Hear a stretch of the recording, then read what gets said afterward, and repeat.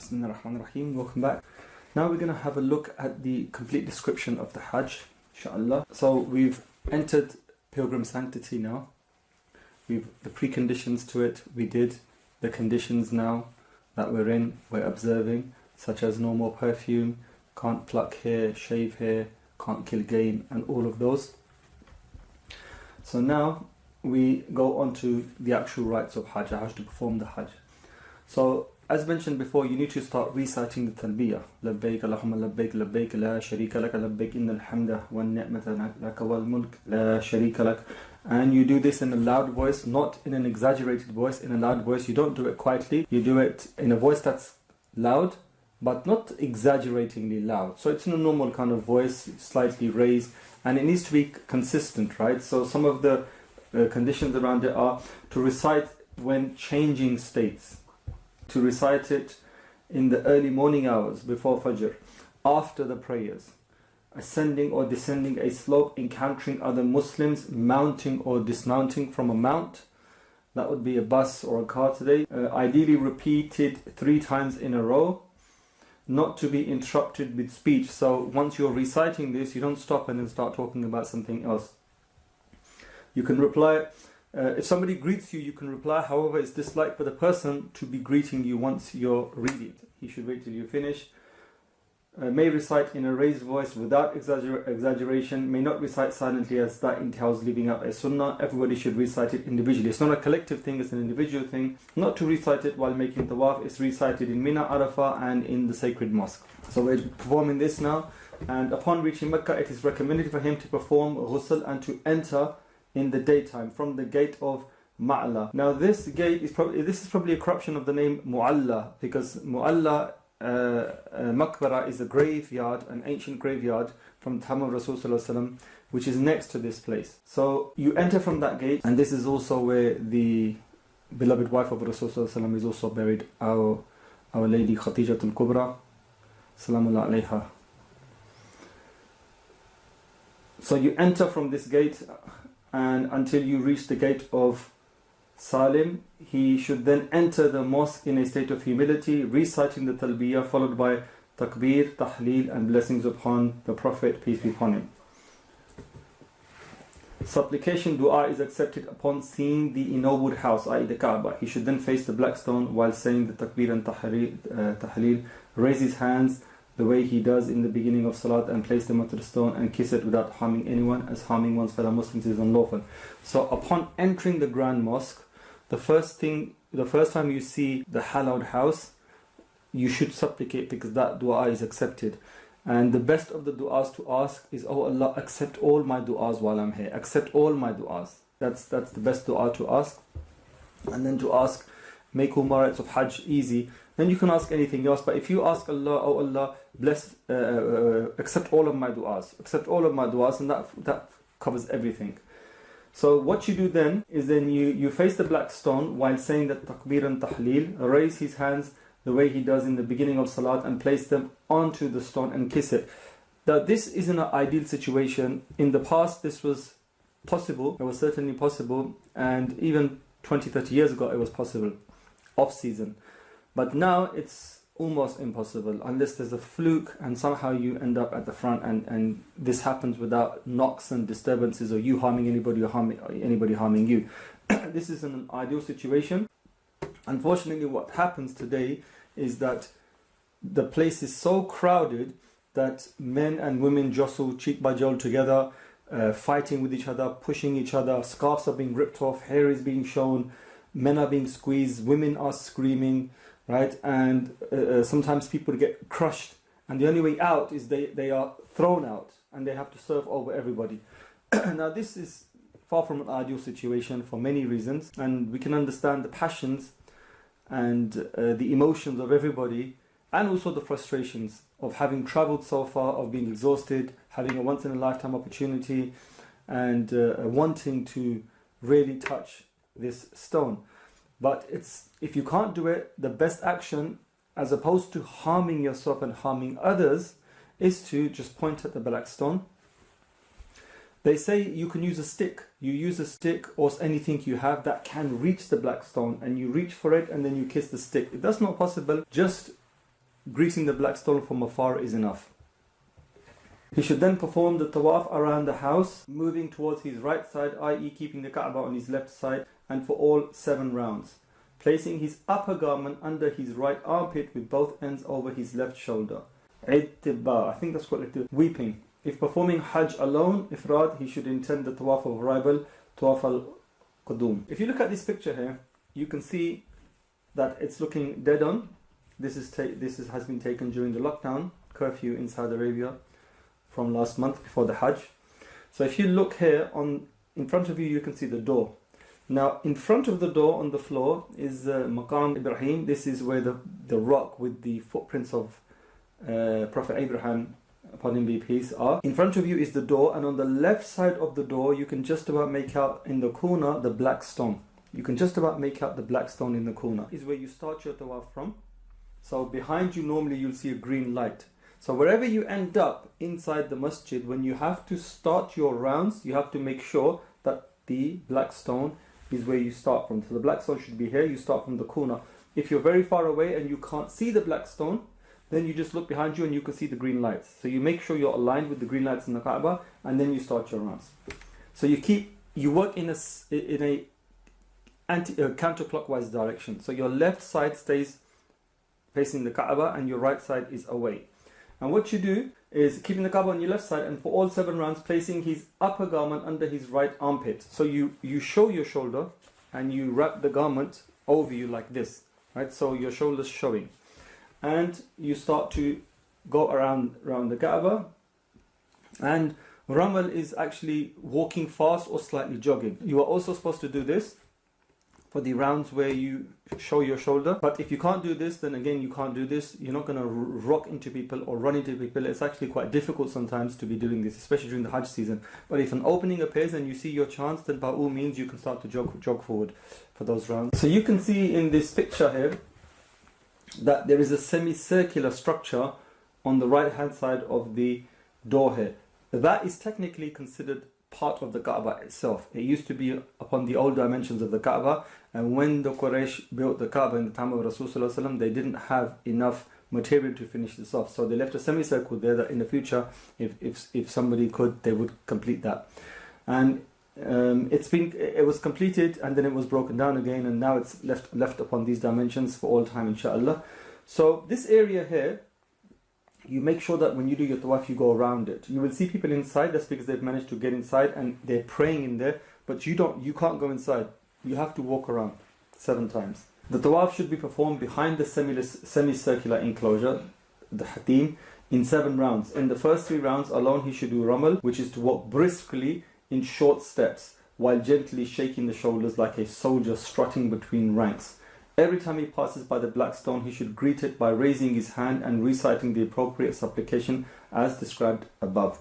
He should also finish the tawaf with it, i.e. greeting the black stone. So as mentioned, you do this for 3 rounds, and you kind of strut when you walk around it, as mentioned before.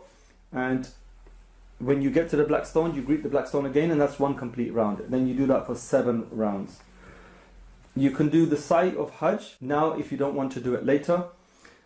Anytime there is a sa'i after tawaf, then shoulder needs to be exposed and slow jog. So for example, if you do a tawaf, if you plan to do an umrah, not just a tawaf, if you want to do an umrah, this means the tawaf, and then you have to do the sa'i. You do the sa'i with it. If you do the sa'i with it, which is a proper umrah, then you have to leave your shoulder uncovered when you do the tawaf, right? And you have to strut. But if you are doing just the tawaf, you're not going to be in ihram, right? You're going to be in your normal clothes, and then you just do a normal tawaf for 7 rounds. He then performs the mandatory 2 rakahs of prayer behind the station of Ibrahim, upon him be peace, or anywhere in the mosque. So as we mentioned in the picture over there, before the door of the Kaaba, you will see the station of Ibrahim alayhi salam.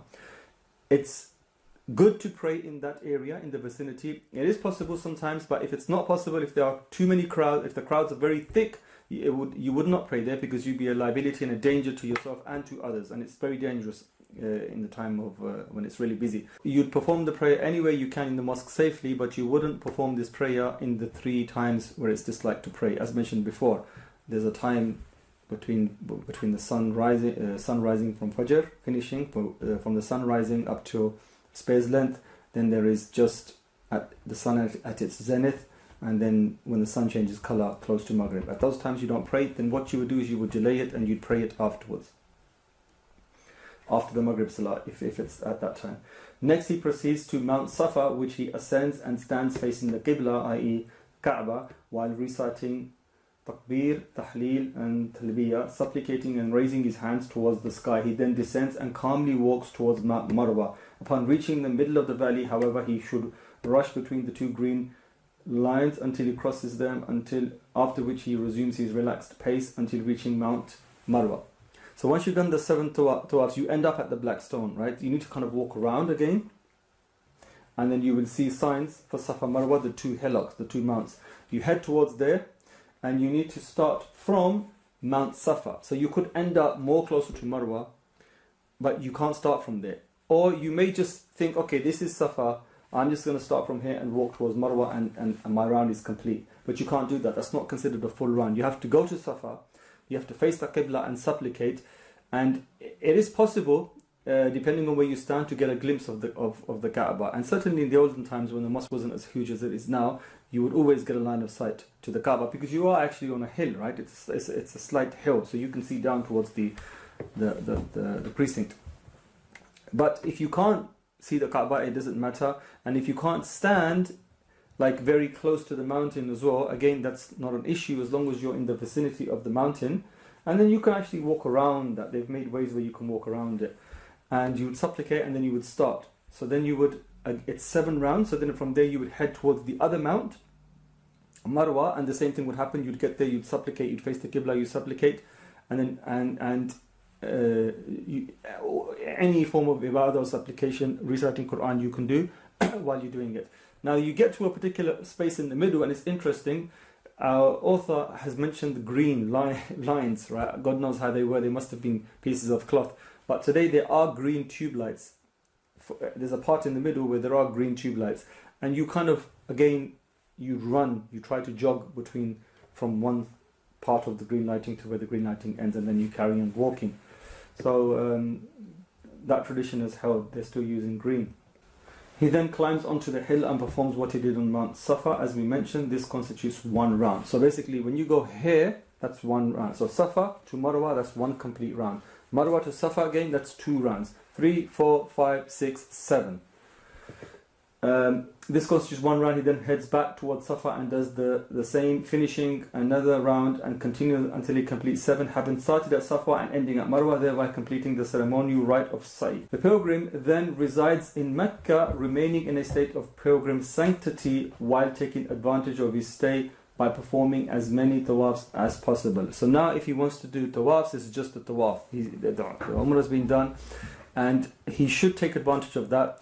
It's considered, it's more rewardful for a person from outside of Mecca to come to the Haram and to do tawaf than it is to pray. There's more reward in doing the tawaf, because the tawaf you can only do in that area. You can pray technically anywhere. You can pray in the open, in masajid, and in the Grand Mosque. But tawaf, you can only do this in one place in the world. So it's recommended to spend a lot of time in doing voluntary tawafs. As for the one performing Qiran, this is the second form of Hajj, he is to perform the Umrah first, followed by its accompanying Sa'i, as we just described. After that, he also performs the Tawaf of Arrival. So he needs to actually do 2 Tawaf, Sa'i, and then a Tawaf and a Sa'i, because now this is the one for Arrival. Then resides in Mecca in his state of pilgrim sanctity until he completes the rites of Hajj, as we shall mention. And now he doesn't take off his Ihram. Right, he doesn't take off his ihram because he is doing qiran, which means that it's 1 ihram for covering everything. Then the third part, tamattu', however you pronounce it, tamattu'. As for the one performing tamattu, who enters the pilgrim state at the designated boundary with the intention of performing Umrah alone, he performs his Umrah upon entering Mecca, accompanied by the Sa'i, and then shaves his head and completely leaves the state of pilgrim sanctity. So the one who's doing this form of Hajj, he does his Umrah, and then he shaves his head, and he comes out of his state of sanctified, his ihram state. He comes out of that state. So he's free to do whatever he wants. Whatever restrictions were upon him in that state, now he's open, he can do what he was doing normally. And then when the time gets closer now to be in Arafah, he would then don his ihram again. So he would have to then basically go to the boundary to wear his ihram. No, he would then don his ihram again and then make his way to Arafah. So he then re-enters the state of pilgrim sanctity from within the sacred precinct on the 8th of Dhul Hijjah in order to perform the Hajj. So he again dons the ihram and he makes his way towards the Arafah because he needs to be there on the 9th. If he wanted to perform the sa'i of Hajj, before the Hajj begins, he enters ihram, does voluntary tawaf and then does the sa'i. So this is what the actual Hajj journey looks like. I'm not sure if you can see this clearly, but the pilgrim, once he's finished with Mecca, moves towards Mina, and then from there he moves to Arafah. From Arafah he moves to Muzdalifah, and then he does the pouting, and then he does the tawaf in Mecca. And we'll have a look at these things more closely now. So on the day after having prayed Fajr in Mecca, he should prepare to leave for Mina, ideally after sunrise. It is recommended to stop close to the mosque at the mountains of Khayfat at Mina and to stay there until sunrise of the 9th of Dhul Hijjah.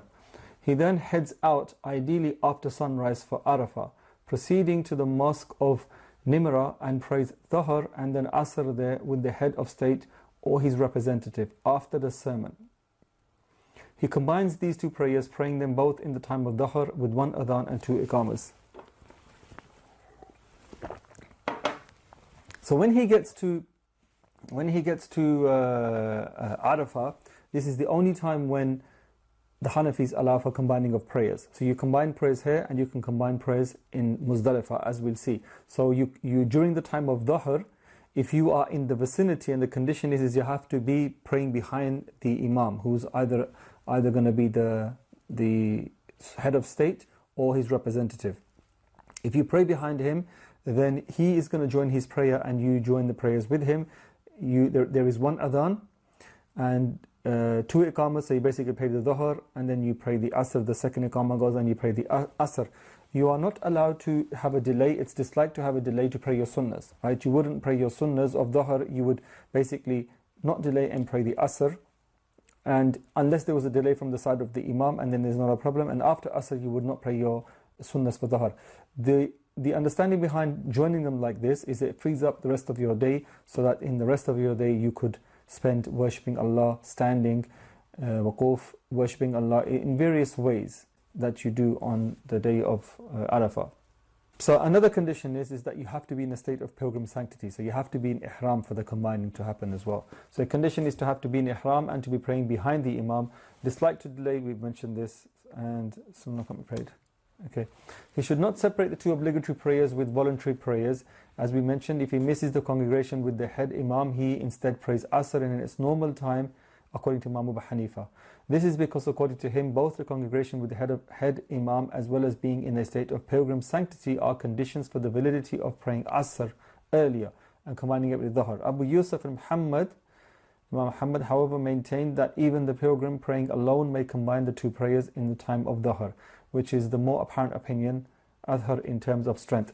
So according to the two Imams and the stronger opinion, even if you're on your own, you'd combine the prayers, because again, it free you up for the rest of the day. He then proceeds to the standing place in Arafah, close to the Mountain of Mercy. Although climbing it is not from the Sunnah, he performs the obligatory rite of standing, waquf, there facing the Qibla, praising Allah and making takbir, tahleel and talbiyah, sending blessings upon Rasulullah and raising his hands earnestly, striving in his supplication until sunset. It's not Sunnah to climb the mountain. However, one finds any place he can stand to be, because there's going to be so many crowds that you basically stand where you are. There's no problem if you do not get to the Mount of Mercy. You can stand anywhere, and the idea is to remember Allah. And you're not going to be standing the whole day. It's too hot to stand outside anyway. You're going to be doing various forms of ibadah, supplicating and weeping and asking Allah for forgiveness and praising Him and telling Him, here you are, doing the talbiyah, telling Him you're here and seeking His mercy. During sunset, once the day of Arafah, which is the 9th, finishes now, you do not pray Maghrib in Arafah. You have to head off towards Muzdalifah, and when you get to Muzdalifah, you combine Maghrib with Isha prayer and you pray that there. So there's two combinings. The first combining is in Arafah, which is the Dhuhr and the Asr. The second combining is the combining of the Maghrib and the Isha. So the pilgrim then calmly departs from Muzdalifah, where he prays both Maghrib and Isha in the time of Isha with one adhan and should be two iqamah. Standing in Arafah is, so when do you stand in Arafah? From Dhuhr until Maghrib. So you basically get there, you leave Mina and you get to Arafah by Dhuhr. So you get there, you pray the Dhuhr, and then the whole day, it's called standing. Even momentarily being present there is sufficient for the obligatory action, but we are there until Maghrib time. So we pray Dhuhr, Asr and Maghrib there. Dhuhr and Asr there. It's wajib to be present at the moment of adhan. Once in Arafah, it's wajib to remain until Maghrib. After Maghrib, then depart from Muzdalifah, pray Maghrib and Isha together with one adhan and two iqamas. One may not pray Maghrib on the way before reaching Muzdalifah. After spending the night there, the pilgrim prays Fajr while it is dark, after which he performs the mandatory rite of standing waquf at the sacred site of Muzdalifah. Again, the reason for this is it frees the person up for the rest of the time he needs to do ibadah there. Mashr al-Haram, praising Allah and reciting takbir, tahleel and talbiyah, blessings upon the Rasul sallallahu alaihi wasallam, and while raising his hands towards the sky, making supplication for anything he desires. It's sunnah to spend the night in Muzdalifah, and it's wajib to be there after Fajr time. So it's sunnah to spend the night and wajib to be there after Fajr time, and then when the sun rises, at sunrise approaches, he departs for Mina. He stones at the Jumrat al-Aqaba only from midday, only from the middle of the valley, casting 7 pebbles and saying Bismillah wallahu Akbar. Bismillah Allahu Akbar. With each throw, recommended to get pebbles from Muzdalifah. So once the sun rises, he heads towards the Mina, where he will start to stone the. They used to be pillars, but they're now actually wide walls, Jumrat, with representations of shaitan. And then you collect 7 stones. It's recommended to collect 7 stones from Muzdalifah. However, you can collect the stones from anywhere.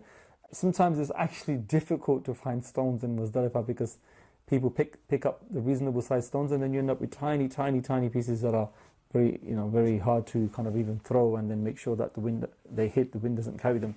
But you basically get the stones from wherever you can. Some say all 49 stones can be collected from Muzdalifah, but you can basically collect stones from wherever.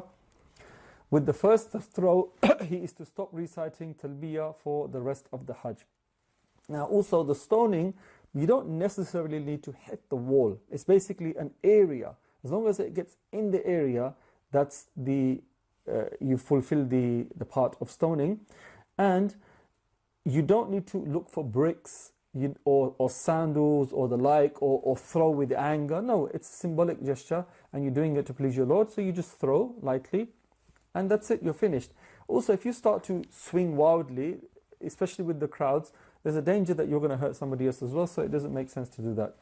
So once you stop reciting the talbiyah for the remainder of the Hajj now, and then you shave your head or trims his hair. The shaving of the head is a complete shaving, which is more recommended. Or you can trim your hair. Again, we mentioned the trimming of the hair needs to be up to about this much, and it needs to be done from all over the head. So it's actually better for you to go a bit more like this, a bit more than like 1 inch, which would be one joint of the finger. And for people that are bald, just get a blade and just go over the bald head to fulfill the rite. And it's not an excuse to say you couldn't find the blade or for someone to do it for you, because there are ample blades and the like and people there that could help you. At this point, he has come out of the minor state of pilgrim sanctity, whereupon everything is permissible except for sexual relations or foreplay. So there's 2 forms of exiting the pilgrim sanctity. So you've got the minor exiting, which is done before the tawaf, and then you've got the major exiting, which is a complete exiting, which is done after the tawaf. So the minor exiting, major exiting after tawaf al-ziyarah, and then no sacrifice for Hajj Ifrad. So the person who did the Hajj Ifrad, there's no sacrifice for him. However, it's recommended that he sacrifice, but if he doesn't sacrifice, it's okay because that wasn't part of his Hajj plan. But for the other two, for the ones who are doing Qiran and Tamattu', they sacrifice. After that, the one performing Ifrad sacrifices if he wishes, while it is mandatory wajib for the one performing Qiran or Tamattu' to sacrifice a sheep and to do so before shaving the head. If unable to sacrifice, he must fast 3 days to do so before shaving his head. If unable to sacrifice, he must fast 3 days from the beginning. I think I've got an error in my notes here. If unable to sacrifice, he must fast 3 days from the beginning of the month before the day of sacrifice. So in some extreme instance where you don't have the funds to sacrifice, and people normally know that before they travel for the journey. So in that instance, you've got to expiate by fasting. And you fast those 3 days before the day of Nahar. So before the day of Arafah, you fast before then. So you work out, especially if you're doing Tamattu', where you know you're going to come out of pilgrim sanctity, you would normally be there before anyway, right? So then you work out those 3 days, and then you have to do 7 days afterwards. Those 7 days are done even if you are to remain in Mecca, or then to travel on to Medina, or even if you were to straight away return to your own country, you have to do those 7 days. If you haven't done all those 7 days, and then you have to sacrifice. If he does not fast before the 10th. Stoning would be from sunrise until Dhuhr, the sunnah time. So the sunnah stoning time would be from sunrise. So it's when you leave Muzdalifah at sunrise and go towards Mina. So from sunrise until Dhuhr time is the sunnah time to throw. From Dhuhr time until Maghrib time is the recommended time, and then after Maghrib it becomes makruh. Next, the pilgrim proceeds to Mecca for the tawaf of visitation, tawaf al-ziyarah, which is the second of the 2 pillars of Hajj. It is superior to perform it on the day of Eid, the 10th. If he delays it until the 3 days of sacrifice, i.e. past sunset of the 12th, because remember the sacrifice is on the 10th, 11th and 12th. So after Maghrib on that day, the night for the day after starts. He must sacrifice a sheep as expiation. After his ceremonial rite, he has left major state of pilgrim sanctity, and sexual relations are allowed. So as we mentioned before, once he's finished this tawaf, once he's finished the tawaf al-ziyarah, then the ihram state is lifted upon him, and now he can engage in anything that was permissible for him outside of this state, including sexual relations. Tawaf al-ziyarah has to be done within the 10th, 11th and 12th. If it's delayed, a wajib is missed, and then he must sacrifice. Sunnah is to do it on the 10th. A menstruating lady is not considered sinful if the days passed, because obviously she has to wait till she becomes pure again before she can head into the masjid. The tawaf is valid even if performed in a state of major ritual impurity, yet it is sinful, and the sacrifice of a camel or cow is due as expiation. If performed while in a state of minor ritual impurity, it is also sinful, yet a sheep is due. So sacrificing a camel shows you the huge act of what's happened. If you've done the tawaf in a state of major ritual impurity, the punishment is great. If you've done it in a state of minor ritual impurity, you've got to sacrifice a sheep, which is also a severe punishment, because sheep are not cheap, let alone camels. So one must make sure that he is in a pure state before he does this. Okay, so that was the complete Hajj, from being in Mecca, going to Mina, Arafah, Muzdalifah, back to Mina, and then to Tawaf al-Ziyarah in Mecca. Now we're going to look at the remainder of the days where Tawaf al-Ziyarah has been done, but you have to go back to Mina and have to pelt. So our author says he then returns to Mina after midday Zawal on the 11th. He is to perform the stoning at all 3 sites at the Jumurat, beginning with one immediately adjacent to the mosque, the one closest to the mosque of Khayf, followed by the next one to it, and ending at the Jumurat al-Aqaba. He does the same ritual on the 12th as well. So as before, there's a sunnah time for it, recommended time for it, and then a makruh time for it. So here, stoning from Dhuhr to Maghrib is fine. After, it's makruh as before. Also good to stay for the 13th, which is the 4th day. So you can stay another additional day as well. Make dua between each set of stoning. So what you do is when you when you stone, once you've stoned, then you, as you're walking to the other one, as you supplicate, and then you stone again, and then you supplicate. But once you get to the last one, once you finish, you do not supplicate. You just carry on. You just basically carry on walking, or in the case of a riding mount, you just carry on riding. So basically to leave after the third stoning, as it's a sunnah. Returning back to Mina to spend the night there is an emphasized sunnah, and not doing is makruh.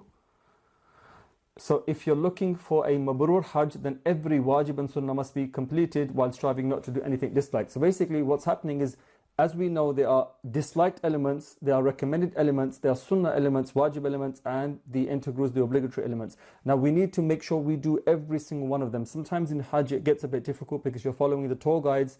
They're basically in control. They're looking at themselves, what can be done, what can't be done. Sometimes they'll rush you. Some rites do not get done, and when they do get done, they're probably not done in the most optimal method. Some acts of dislikedness creep in.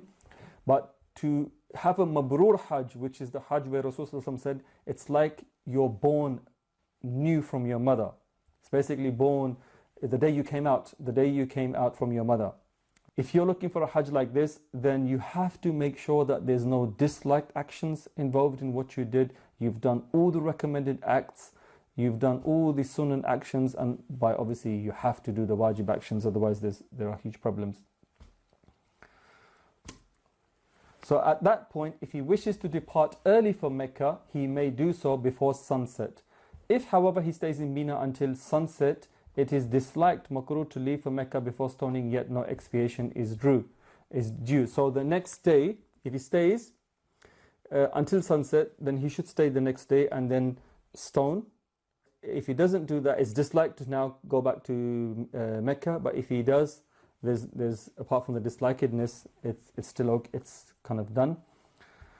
There's no expiation due. If he stays in Mina until the entrance of true dawn on the 13th, he must perform the stoning, which on this day is valid even after true dawn, before midday, as opposed to the 11th and the 12th.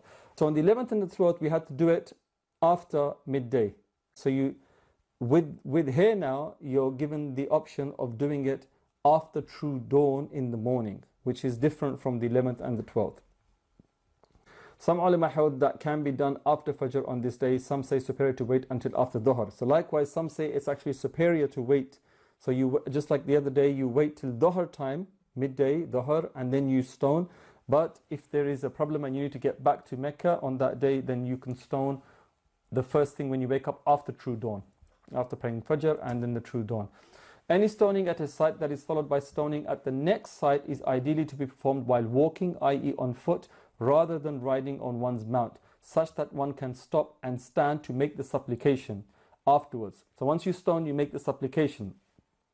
A riding animal kind of tends to move around. Other than these, one does so ideally while riding on his mount, so he can leave afterwards without stopping for supplication, but rather supplicates while leaving. If you're walking towards the place where you stone, then after stoning, you stand still and you can supplicate. Whereas with the last one, it doesn't really matter if you're on your mount or not, because the idea is to pout and then just basically ride away. Next, as he approaches Mecca, it is recommended, mustahab, for him to stop briefly at the Muhassab. This is an area on the outskirts of Mecca on the road to Mina. So you stop there briefly, then he enters Mecca and performs the farewell tawaf, Tawaf al-Sadr or Tawaf al-Wida, which is mandatory for all pilgrims except for those residing in Mecca. Now in this tawaf, there's no ramal, there's no exposing the shoulder, there's no sa'i, because obviously it's not a pilgrimage that you're doing, it's just a tawaf that you're doing. It's not a umrah. And this tawaf should be the last thing you do in Mecca. So ideally, this is the last thing that you do. If, however, you end up staying a few days in Mecca after this and you were not aware of this, then there's not a problem. If you can do another tawaf, then do another tawaf. But if this was the intention that this is the last thing that you were supposed to do in Mecca, then you've done that. If a delay happens or something happens, then that's beyond your control. If you get the chance to do another one, by all means do another one, because we mentioned earlier that while you're in Mecca, to do a lot of tawafs is recommended. He performs the 2 rakahs of tawaf, then goes to the area of Zamzam and drinks of its water, for which it is recommended to stand and face the Qibla, swallow in gulps and breathe into the vessel multiple times while drinking. Now what's happening here is actually the opposite of what's normally the sunnah of when you drink. Normally when you drink, you're supposed to take sips and you do not breathe into the vessel. But here, during this occasion, during this tawaf, when you go to drink the Zamzam, you drink it in gulps. We're not talking about something crazy. You drink it in gulps, like a normal person does, without undue exaggeration. And you breathe into the vessel, as opposed to normally where you don't do these things. Also, with each gulp, he should raise his glance towards the sacred house. So you're basically gulping, and then you're looking at the house. You're gulping, you're looking at the house, and obviously you're breathing into the vessel as well. He should then pour some of it over his body with it. He should take out the Zamzam by himself if he's able to do so, and while drinking it should pray for anything he wishes. Now Zamzam is the drinking of Zamzam is actually like a dua to your Lord also. So at that time you should pray for anything you desire, and it's like you're asking a dua from the Almighty, right? So at that time, people in the know normally ask for guidance, for taqwa, for knowledge, for spirituality, for ihsan, to be an excellent slave. And then you can ask for worldly matters, you can ask for Jannah, you can ask for protection from the fire, you can ask for closeness from your Lord.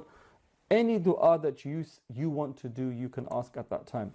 He then proceeds to the door of the Kaaba and kisses its threshold, ataba, out of veneration, after which he clings to the multadam. He clings to which lies between the black stone and the door. So this is an area between the black stone and the door. It's if you can, you get close to it and you hold on to it, you kiss it, and you put your right cheek on it and you supplicate. This is an area where even if it's very crowded, you can get to that area, because the black stone area is the one that's normally the most crowded, right? And that's on the corner, and as you come around where that next area is, where the door is, there's always room there that you can somehow get very close to the door, and the whole entire wall, you can generally get to that point. SubhanAllah, that's one of the miracles of the Hajj, that no matter how busy it is, you can actually get to that site. Which lies between the black stone and the door. He should place his face on it and plead wholeheartedly to Allah Most High for some time, supplicating for whatever he desires regarding both matters of abodes, i.e. this life and the akhirah. Be careful of not harming others.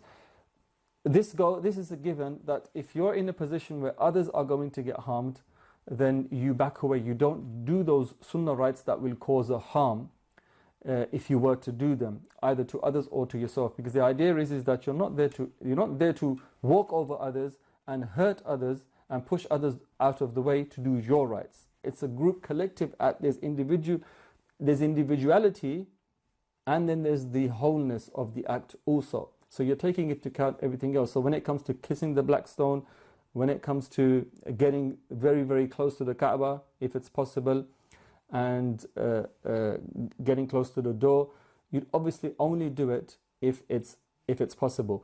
And regarding women, they need to be very, very careful, as we'll see later on, some of the things that are not liked for women to do. He then says, "O Allah, verily that this is your house which you have blessed and made a source of humanity. O Allah, just as you have guided me to it, accept my works from it, and let this not be my last visit to your house. Bless me with a return to it, such that you are pleased with me by your infinite grace, O most merciful of those who show mercy." This is just one of the du'as that you can do. It's recommended to do this dua, and you make any other dua that you know. When the pilgrim intends to return to his family, he should ideally leave after his farewell tawaf. He should exit while walking backwards with his face directly towards the sacred house, crying full of regret until he leaves the mosque. He should depart from Mecca through the gate of the tribe of Shayba, Banu Shayba. Now in this picture, we can see the gate of Shayba. This picture, I think, was taken in the 50s. Up till that point, there were many, I think Zamzam's well was there, the gate of Shayba was there. There was also the railing around the perimeter on one side, and there's another building there, like shades or something. And even on the outside, I think you can see them in this picture as well, there are shades. These have been taken down for the reasons of expanding the mosque and creating safety. These things unfortunately have been taken down. But if they were there, then that's the way you leave, right? And you walk backwards. You basically walk backwards until you exit out of the door. But if that's not practical based on heavy footfall or crashing into people of the like, then obviously you would turn around and walk properly towards the door, occasionally glancing back, which is what most people do. You'll see them doing a combination of walking backwards as far as they can, and then they turn and walk properly out of the masjid, but every now and then they'll glance back longingly with tears in their eyes, clasping their hands together to their heart, as a sign of love and everything. And it's like a longing, it's like a deep longing for this place that you're leaving, this holy of holies, the best place on the mother of all cities, the grand mosque, Masjid al-Haram, the first Baytullah, house of Allah, designated for his worship, which not only does mankind circumambulate, but the angels do it also. And the idea is of leaving Mecca very quickly is so that there's always a longing for it, right? If you stay in Mecca, and then just like the Meccawi people, you tend to lose the hallowedness of the mosque. I remember from my time when I stayed in Jeddah, so you lose the special feeling, the heightened spirituality, the heightened sense of awe and the reverence for the place. You tend to lose this the more you stay there, right? So it's best to go with a longing heart, longing to come back, right? And then so when you leave with that same impression, oh Kaaba, this is the last time I'm going to see you. Oh Allah, please give me the ability to come here again. You thank Allah for allowing you to fulfill all the rights to the best of your ability and to overlook any slights and to give you a Hajj Mabrur, an accepted Hajj, and to give you the ability to come back again and again. Then that's the Hajj complete. You basically walk out to the mosque and that's it. It ends for you. Then you fly back to your country or you go back to Mecca. And our authors mentioned a few additional notes regarding women. And let's have a look. In all of the rites of Hajj and Umrah, the woman does the same as the man except for the following. So everything that applies to a man generally also applies to women except for the following things, which are a bit different. So she does not uncover her head she does not uncover her head as it is unlawful to do so. If wearing a face cover, she should place something on her head to keep the face cover at a distance from her face, such as there is no skin contact. So when she wears a niqab, it's basically touching the face. In this instance, she's not allowed to do that. There should be nothing touching her face. And if she wants to cover her face, you normally have these like sports caps or tennis caps or some sort of a structure that allows when she puts her hijab over herself, right, it falls down in front of her and it covers her face, but her face it's not touching her face, it's here, so she can also see where she's walking. She does not raise her voice when reciting the talbiyah. She should not do the ramal. Ramal is, as we mentioned, the jogging around with shaking your shoulder slightly. She does not rush between the two green lines when performing sa'i. She does not shave her head, but rather trims her head. She may wear stitched garments. She should not go in between a crowd of men when greeting the black stone or at any point during the pilgrimage if possible. So basically trying as much as she can to avoid any contact with the opposite gender, which means that she'll get into some tight squeezes sometimes. And that's why it's very, very problematic, especially now when it's almost impossible to get to the black stone for men, let alone women. And women really do get abused when they're at that station trying to kiss the black stone. You'll see their hijabs literally come off. You'll see them screaming sometimes in panic because they're getting crushed, and then sometimes they fall down, and it's not a situation that a woman should be in, and especially at that place, neither for men. A lot of wisdom should go into seeing if you get an opportunity to kiss the black stone or not. If you don't get it, just you being there, pointing at it is sufficient. This concludes the ceremonial rites of Hajj. The pilgrim then departs from Mecca. Visiting the Prophet, peace be upon him, is an emphasized sunnah, either before or after the Hajj. There is a hadith of Rasulullah that do not visit any mosque except for the 3 mosques.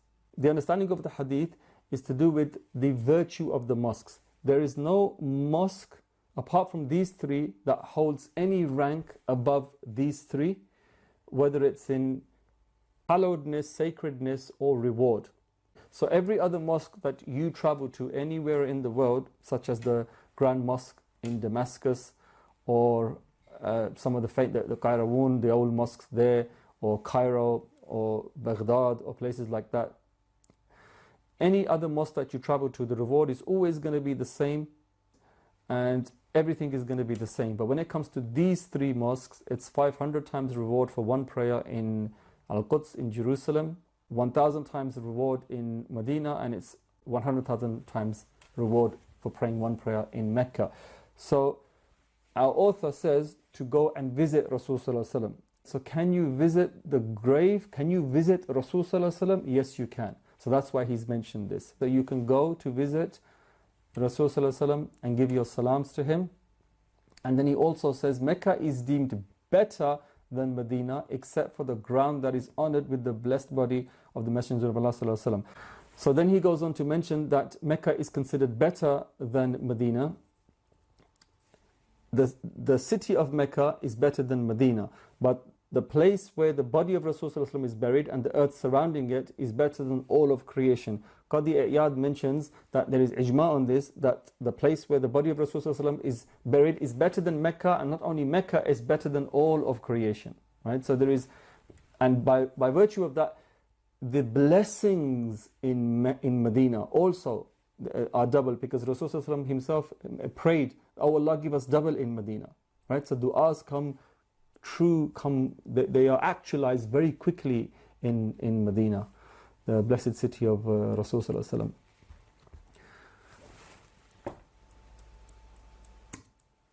Okay, so that's it. And for everybody that goes on to Hajj, may Allah accept your Hajj, give you Hajj Mabrur. May Allah give you the ability to understand the Hajj, because it is a daunting task, and there's a lot of hardship, there's a lot of suffering, a lot of frustration involved. And accept it, embrace it, be with it, because it's only a few days. And once after those days are over, you're back to your normal life. So try to do everything textbook style, even if it's difficult, try to do it. And inshallah, may Allah give you Hajj Mabrur, and may Allah give the ability to all Muslims to go many times on the greater and the lesser pilgrimage, where they can perform their rites and come back just as the day their mother gave birth to them, as the hadith of Rasulullah says. Wa sallallahu ala Sayyidina Muhammad wa ala alihi wa sallam, walhamdulillahi rabbil alameen. Assalamu alaikum wa rahmatullahi wa barakatuh.